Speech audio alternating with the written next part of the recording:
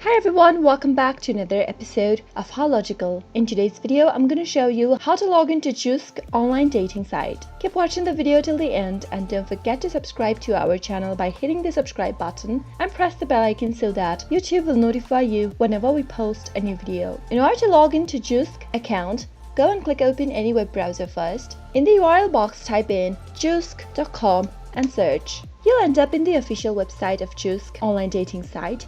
Now, in order to log into your account, go and click on the login button at the upper right corner. But in order to be able to log in, make sure you've signed up first. Enter your informations and sign up for an account first. Once you have an account, if you click on the login button, you'll be able to see this kind of an interface.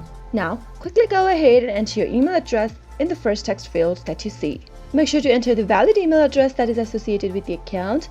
Now move on to the next field and type in your password. Make sure to double check your password by clicking on this eye icon at the right corner so that you can reveal your password before moving on. In case you've forgotten your password, click on Forgot Password link and follow the instructions in order to reset to a new password.